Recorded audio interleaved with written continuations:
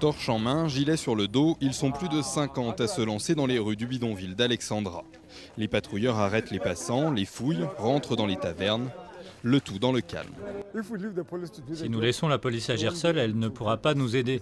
Il y a trop de monde dans les rues et il y a certaines zones du quartier où un uniforme ne peut pas aller. Nous pouvons y aller. Tous sont volontaires, bénévoles et habitants du quartier.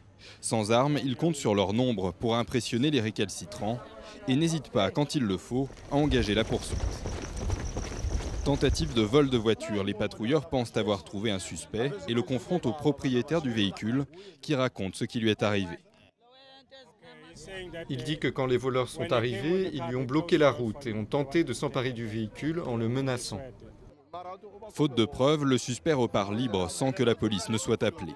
Les patrouilleurs sont autorisés à contrôler les permis de port d'armes et peuvent saisir les couteaux et autres armes blanches. Du temps où il n'y avait pas de patrouille, vous pouviez trouver un corps dans chacune de ces ruelles. Cela n'arrive plus aujourd'hui. Le quartier a néanmoins connu 93 morts violentes l'année dernière, 18 000 dans tout le pays, soit 50 meurtres par jour, la plupart dans les townships. En 2004, les patrouilleurs eux-mêmes ont été pris pour cible. Des criminels sont arrivés dans une voiture rouge, se sont arrêtés et ont commencé à tirer. Ils ont tué 3 de nos gars, mais nous n'avons jamais reculé.